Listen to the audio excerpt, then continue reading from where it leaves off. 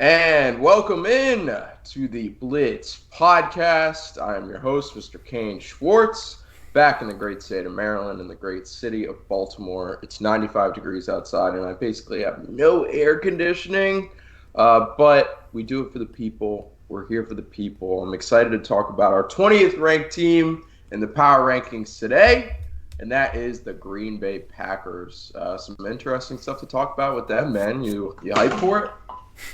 Yeah, as you knock over Mountain Dew. Yeah, I really wish we were in Green Bay right now because I'd imagine it is much cooler up there. I'm Got back on my weather shit. Yeah, back on the weather shit. We needed it. Gonna be working tonight outside and then going to orientation where I'm probably going to be outside for 6 to 7 hours tomorrow, walking, sweating, being unhappy. So that's exciting. That sucks. But we got a new Terp in the house, so glad to hear that. But excited to, as I said, dive into the 20th ranked team today. And as you read the title in the description, you already know who it is. It is the Green Bay Packers, and it'll be fun to dive into them. And we could start none other with the quarterback position. And as we take a look there, they've got a new situation in Green Bay that they haven't had in a very long time. It was Brett Favre for many years, then it was Aaron Rodgers for many years, and now we have another guy who sat behind the previous guy and could be another succession story. But so far, it doesn't seem like it. Doesn't seem like everybody's confident in that. But Jordan Love is the starting quarterback for the Green Bay Packers heading into this year. Former first-round pick. It was kind of a shocker when they made that pick.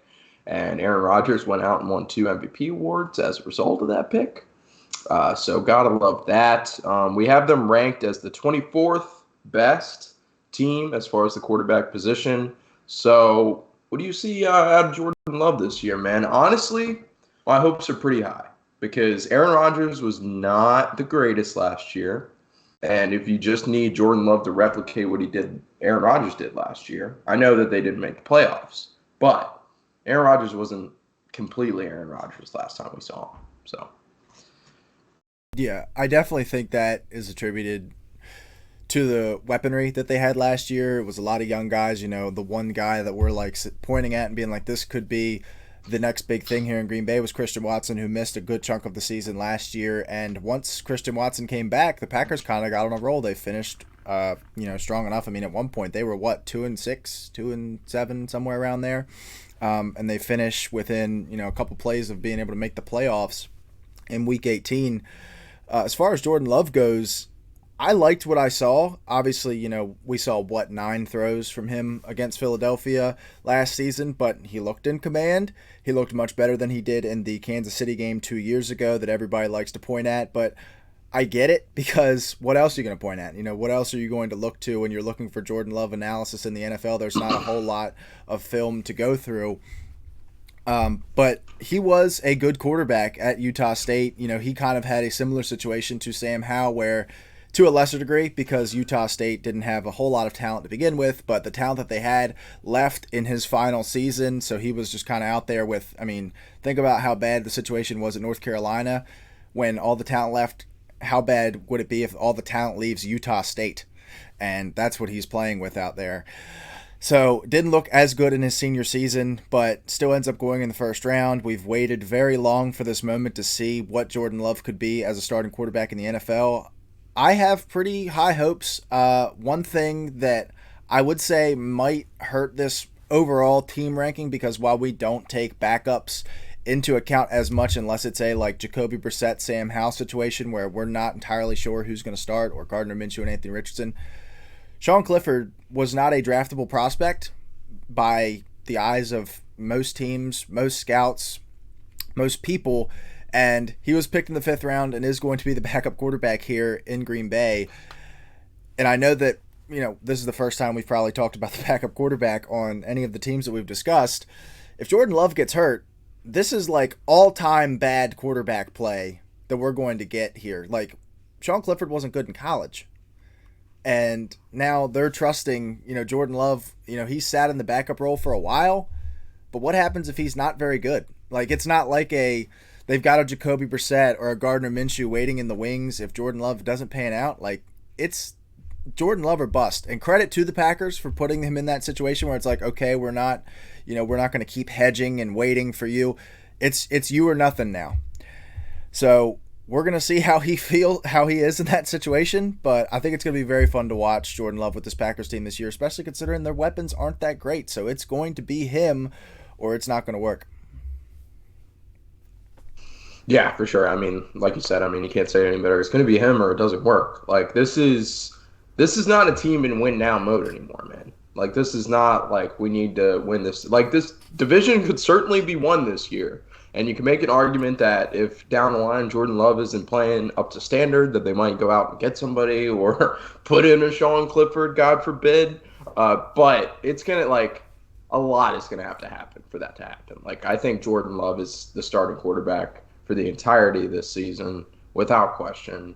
And even if they do win like 4 games, it's a learning experience for Jordan Love, which he needs. He needs those reps, and that's something that he hasn't gotten in his first 2 years in the league.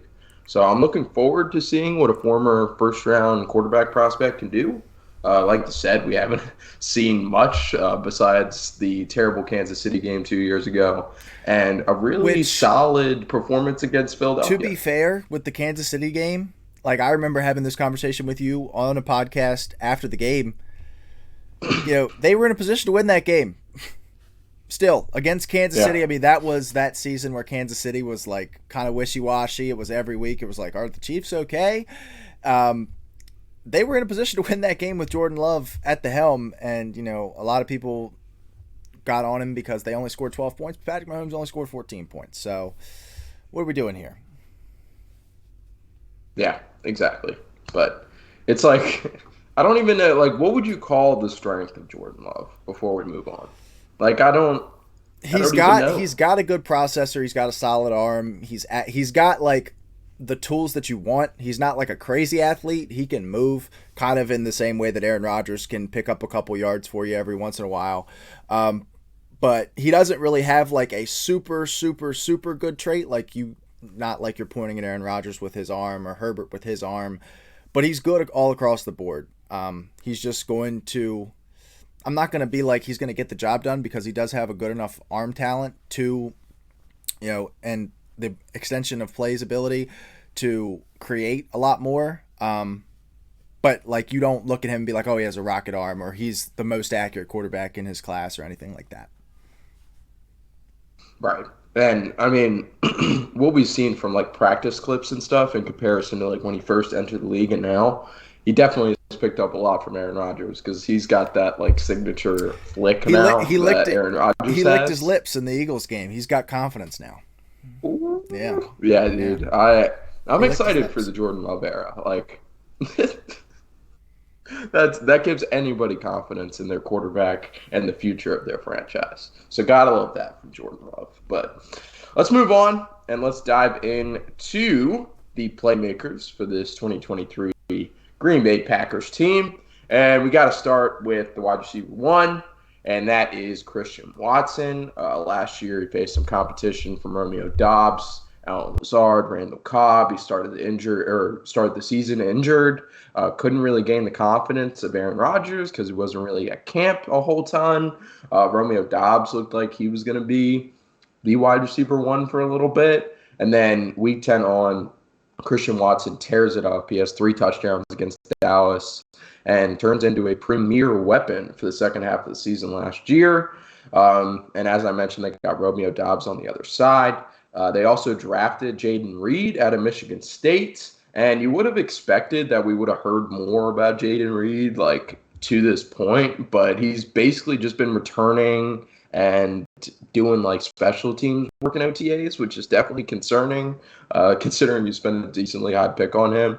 It kind of reminds me of the Amari Rodgers pick a little bit a couple years back, and how they just never really panned out with him. But still got the running back duo there, probably one of the best running back duos in the league, if not the best, Aaron Jones and A.J. Dillon. And then they brought in Luke Musgrave in the draft. A lot of people liked that pick. That was Aaron Rodgers' pick, supposedly. So Luke Musgrave is headed to Green Bay, as well as Tyler Kraft. So two tight end picks in the draft. But who are you most excited to see this season?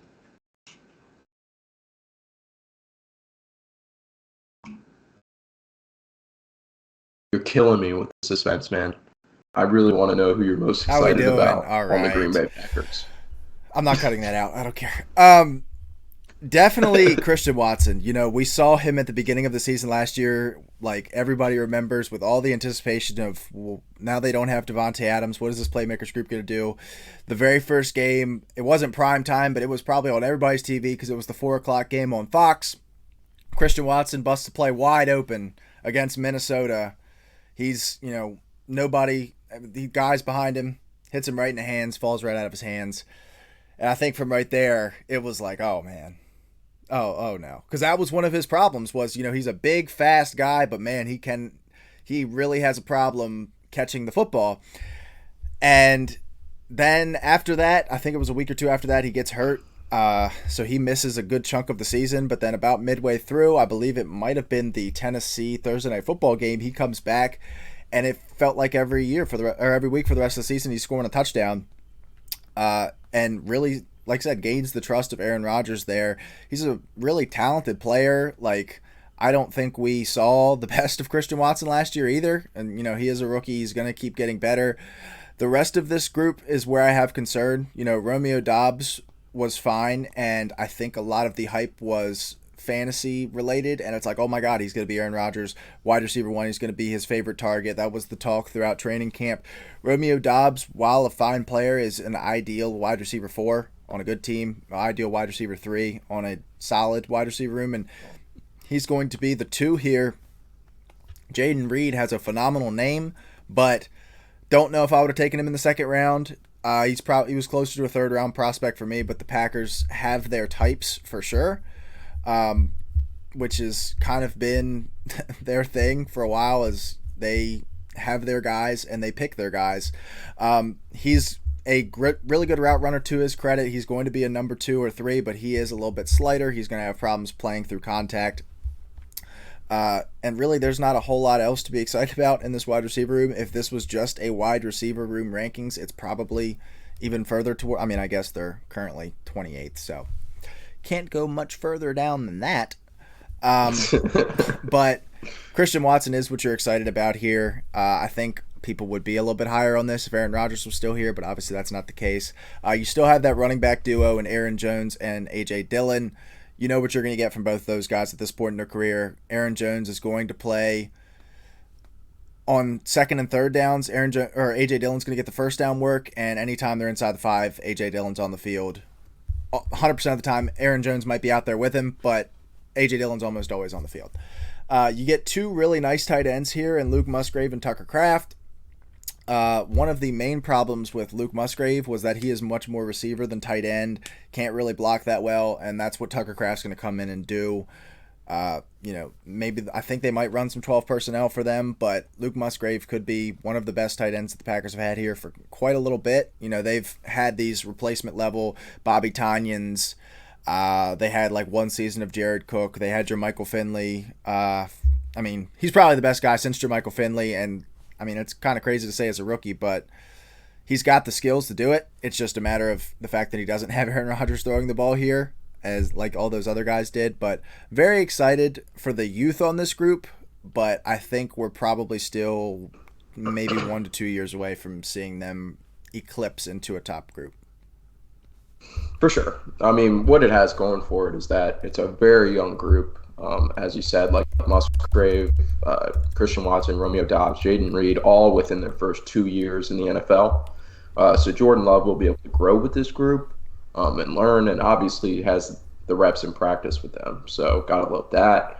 But also, like, one thing we didn't mention is that Aaron Jones is probably the top receiving option in this offense. Like, I mean, despite having a really bad wide receiver core, Aaron Jones is going to be the guy that catches the most passes on the offense this year. I mean, he's a dump-off monster. And, I mean, in his, like, basically rookie season, I see Jordan Love doing a lot of that. So they're going to be turning to Aaron Jones a lot. And that probably, like, I mean, believe it or not, Aaron Jones ran for 1,000 yards on the ground last year, despite A.J. Dillon. Like, you would like to think that he's the groundwork guy and dominates in that aspect, but it was simply not true. Like, Aaron Jones still got 1,000 yards. A.J. Dillon did have 7 touchdowns. As you said, he's a big goal line monster. But we'll see how that running back duo balances out this year, and it's A.J. Dillon's last year of his contract, so we'll see if we continue to see this duo into the future. But let's move on from the playmakers, and let's dive into this offensive line unit for the Green Bay Packers. We've got them ranked pretty high, 11th out of 32 teams in the National Football League, and it starts with the vet, David Bakhtiari. Probably Aaron Rodgers' best friend while he was in Green Bay, outside of Devontae Adams maybe. But huge centerpiece of that offensive line. They got Myers at center out of Ohio State. I believe he was a third-round pick 2 years ago.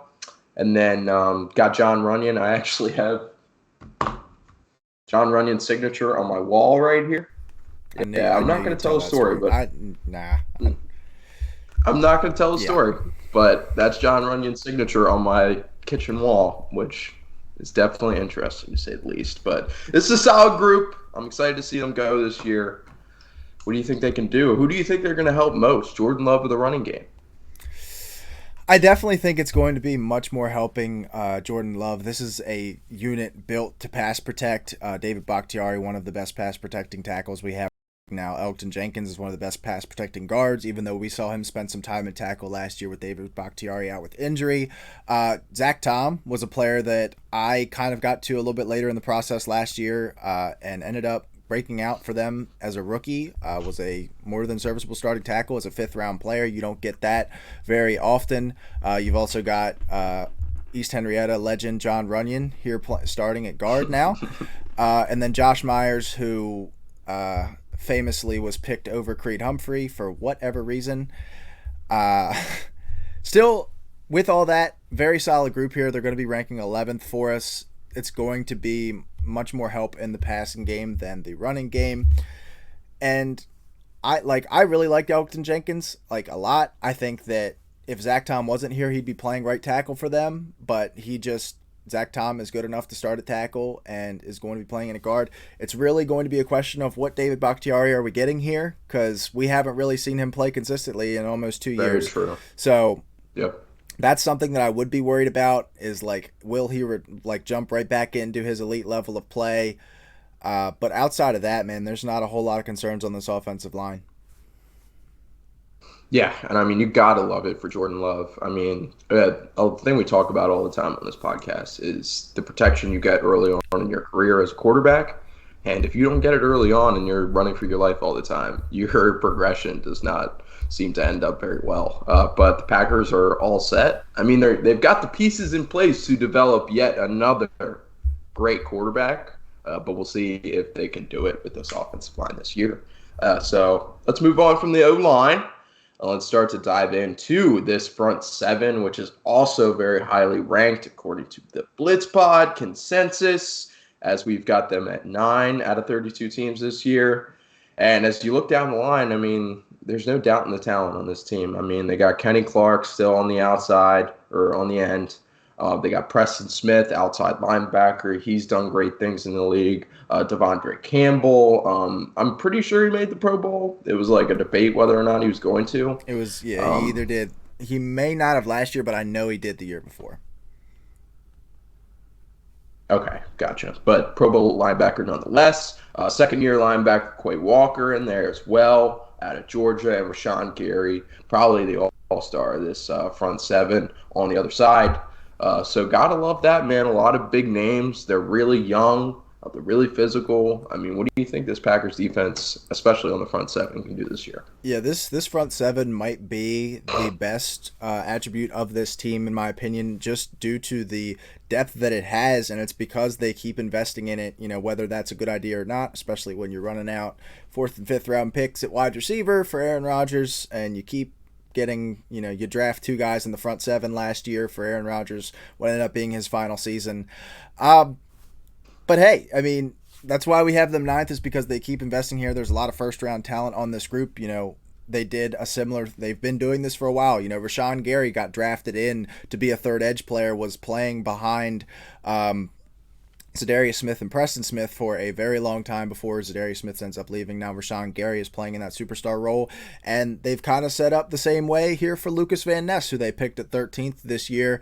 He's hiding down there behind Preston Smith. Good point. I forgot. I forgot about Van Ness. What the fuck? Another first-round pick spent on a defensive player. They keep doing this. Was the 13th pick.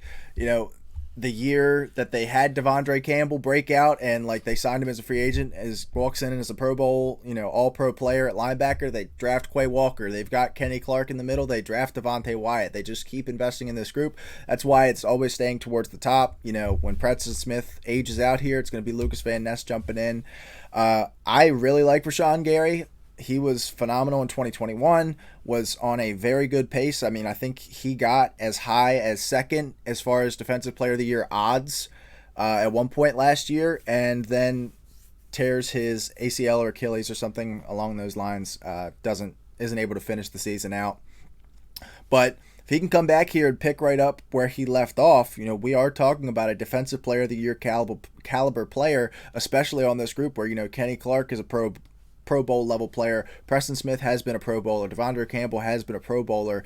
There's a lot of talent here. Devontae Wyatt and Quay Walker could take a step. We saw a lot of immaturity from Quay Walker last year. We saw maybe too much maturity from Devontae Wyatt last year, whereas they didn't feel like they needed him to get on the field for whatever reason.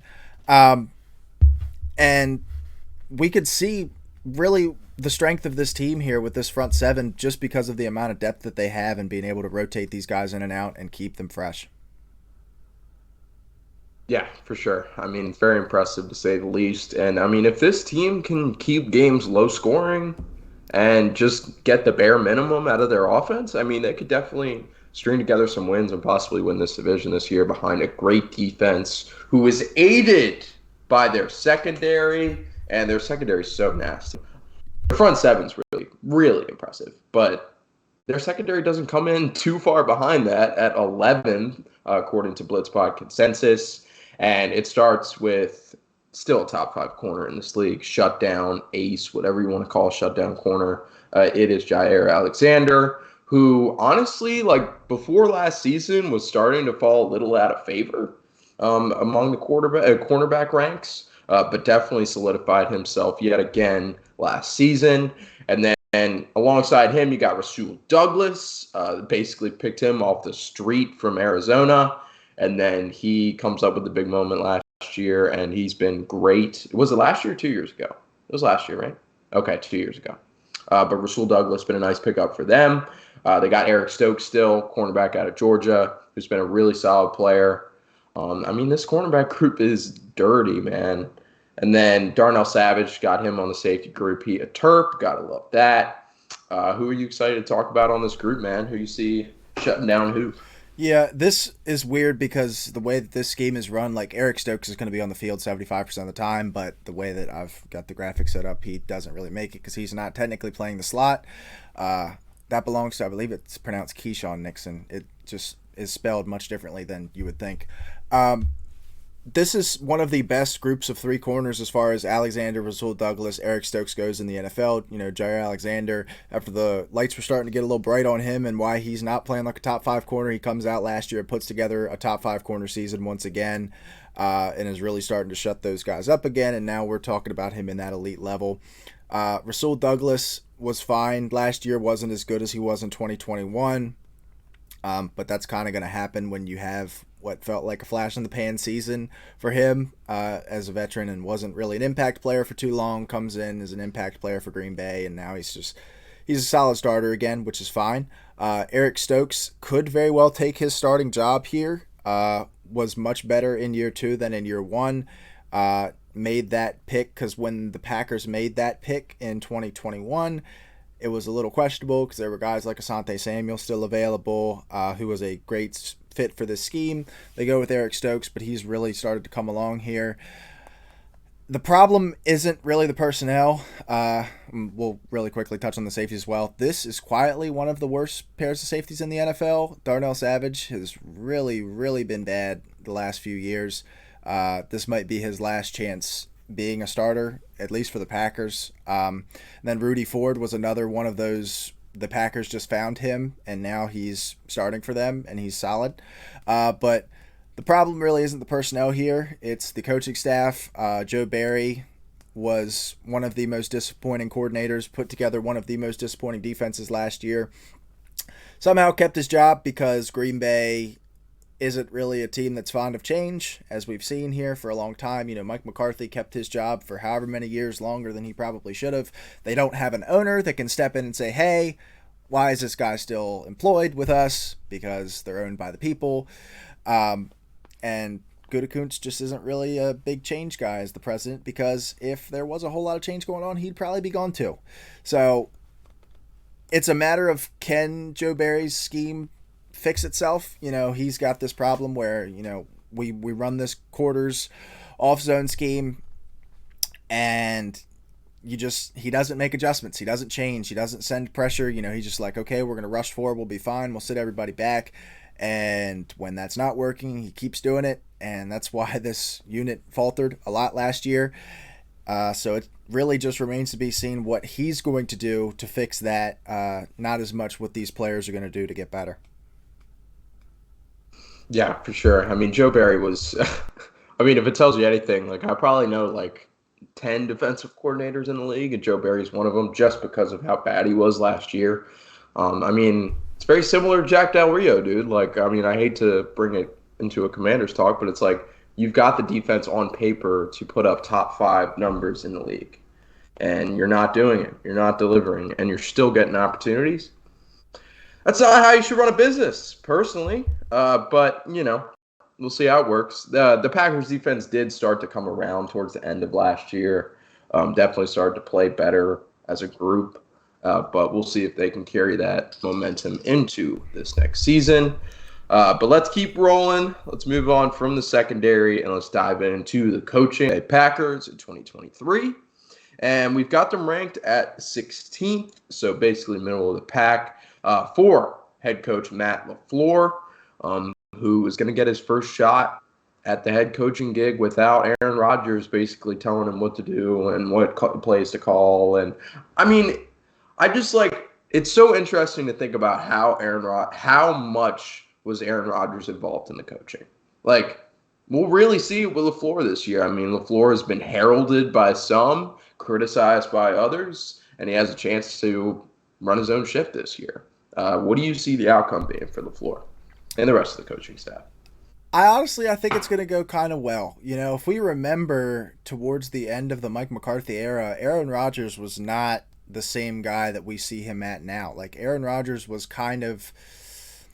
wasn't a middle tier quarterback by any stretch, but he wasn't nobody was talking about Aaron Rodgers as the best quarterback in the NFL towards the end of the McCarthy era. He was kind of I guess where Justin Herbert is at right now, where he's you can make arguments for him being in the top 2 or 3, but he's probably closer to 5 or 6.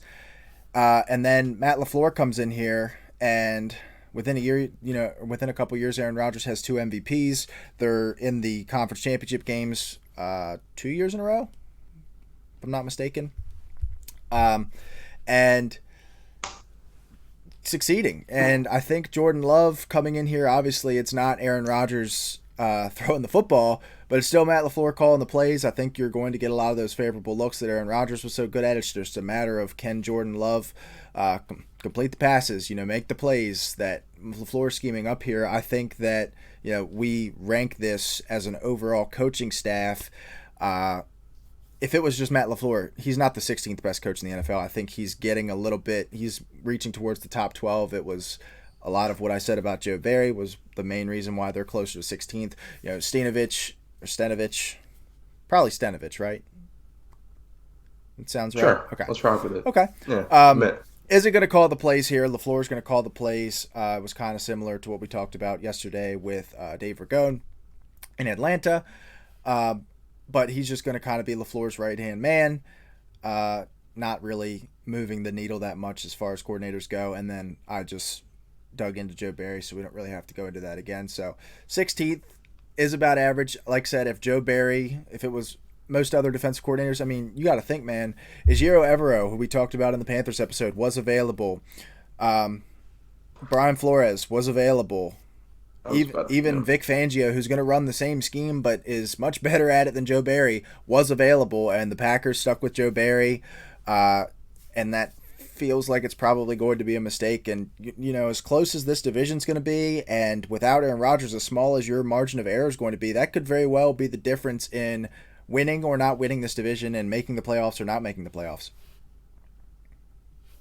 yeah, for sure. We shall see how it plays out for Matt LaFleur and company this year. The only I'll leave it at this: like, it's less the talent of Aaron Rodgers leaving that I'm concerned about, and more like you need a quarterback to call an audible at the line of scrimmage. I mean, there's not many guys you would trust more than Aaron Rodgers, and I just wonder how many times that happened that we didn't know about. So like it's really on all of LaFleur's shoulders this year. I mean, he's going to be calling every single play. And I know that was not the case when Aaron Rodgers was in town. He did not call every single play. So we'll see how it goes, man. He has a great opportunity to prove himself this coming year. So let's move on from the coaching staff and start to wrap this up with the schedule. So strength of schedule for the Green Bay Packers this year is 24th. So good position for Jordan Love and company. Over and under at Vegas is 7.5 wins. And if you look at this schedule, obviously they play the NFC North. It's going to be a competitive division this year. But besides that, I mean, they don't face too stiff of competition. I mean, they played the Chiefs once, played the Giants once, the Vikings twice. I mean, the Chargers once. I'm going to go the over. I'm going to go the over on 7.5 wins, and I feel pretty good about it. How about you? Yeah, essentially, this is a bet on Jordan Love because, we talked about the defense, we talked about the offensive line, we even talked about the running game. This schedule is not like overly hard, overly easy to the point where you feel like, it's going to be something other than Jordan Love that would push them over one way or the other. I really think that this is a do you believe in Jordan Love or not line here. If you believe in Jordan Love, they can clear 8 wins or get to 8 wins. If you don't believe in Jordan Love, they're probably not getting there. So it's just a matter of what you believe there. I do believe in Jordan Love. And looking at this schedule, I'm looking down here. There aren't too many games where I'd be like, yeah, they're almost certainly like they don't really have a shot in that game. I think you got Kansas City at home, you got the Chargers at home. Other than the divisional games. At home. Yeah, I know. Other than the divisional games, there's not any games where you're like, okay, we're playing a really tough team. We're playing a team out of our league on the road here. I'm looking. Yeah. And it's not like it's like fucking MetLife. It's Lambeau Field. Your tough games are those two that we talked about.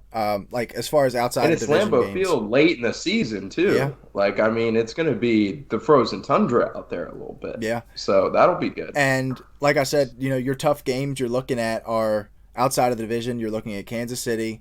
You're looking at the Chargers. Pittsburgh on the road is probably going to be tough, and then maybe Denver on the road is tough. But other than that, it's really just can you win your divisional games, which I think they can. We do have them third of the 4 teams in this division in front of the Bears, but behind the Vikings and Lions. But Vikings and Lions aren't crazy far ahead of them in our rankings. So this should definitely be an interesting season for the Packers. And like I said, this bet is solely a bet on do you believe or do you not believe in Jordan Love. Yeah, for sure. And sign me up as a Jordan Love believer. And I think you're a Jordan Love believer too. So like that. I don't know. I'm high on Jordan Love. We talked about him the other day. I keep drafting him late in our fantasy mock drafts for Dynasty. So I'm on board, and I'm on board with the Packers getting over 7.5. So, all right, let's really wrap it up here and dive into the ranking slide. So, on the offense, across the board at the Blitz Pod consensus, we have them at 21, and the defense takes a huge hike as we have them ranked 10th among Blitz Pod consensus, and we have yet another championship window that is closed without a year mark because they're just one quarterback away. But It's interesting because I really truly believe that Jordan Love could be that quarterback, and I don't think that you could say that for the other teams that we've talked about with the same situation. Yeah, and that is the difference here because with those last two teams we talked about with the Commanders and the Falcons, I don't think that quarterback is in house. I'd say I'd give it a 10 to Mhm. 20% chance for both of those teams that quarterback's in house, but it's very unlikely. I think the quarterback is in house here. The reason that I have a problem with putting a year on it is I don't know when that's going to be. Jordan Love is in year 3. This is the first time we're going to see him. It's kind of hard to say, oh, well, we need 1 to 2 more years of development from Bryce Young or from Jordan Love. Um, we need 1 to 2 more years. Yeah. Well, because I was thinking like it's not like Bryce Young where it's like, okay, he probably needs 2 years in the NFL to then ascend into that tier where we Right. think this team can be ready to compete. We don't know how long it's going to be for Jordan Love because, quite That's a good frankly, we point. don't know where he's at. We haven't seen him play more than 2 games in a row in 3 years since at Utah State. So, but And it's he might have already like played out his experience. Like he might already be like yeah, baked and he in, good might to he go. might be right there right now, which is why I was kind of hesitant to actually put like closed. Um, but the thing is, like, there wasn't a whole lot of roster turnover this year. There never really is with the Packers. They let their free agents go. They draft their guys. That's pretty much it. And they didn't really lose any free agents this year, but they lost Aaron Rodgers. And last year, this team was in the hunt for the playoffs, finished strong, sure, but missed the playoffs with Aaron Rodgers. And even if Jordan Love is all you could hope he would be, and even if Aaron Rodgers wasn't fantastic last year, I don't know if there's a world where you're upgrading at the quarterback position from last year to this year. And if they weren't even really like championship contention after like week 2 last year, much less being in playoff contention for a long time, I can't see them being in a championship window this year. Yeah, I mean, me neither. And especially when you look at that wide receiver core. I mean, we talked about it already. Aaron Jones is probably wide receiver 1 anyway. But like you said, like they draft their guys at wide receiver. I mean, there hasn't been a big name wide receiver that's moved over to Green Bay in my existence. It's just they draft the guys that they like, and you know, like they bring them up as Green Bay Packers. So we'll see how that works out. But it's definitely not a win now strategy. So yeah, I agree with you on the championship outlook for the Packers. It could be, I don't think it's this year, but it could look pretty good after this year, headed into next year. So we'll see. But all right, man. Well, that just about does it for the 20th ranked Green Bay Packers. We'll catch you on the next episode for our 19th ranked team. That is 12 teams down, correct? Or am I doing bad quick math? God damn it. 13 teams down, many more to go. And we're super excited to roll through the rest. So we'll catch you on the next episode. Peace.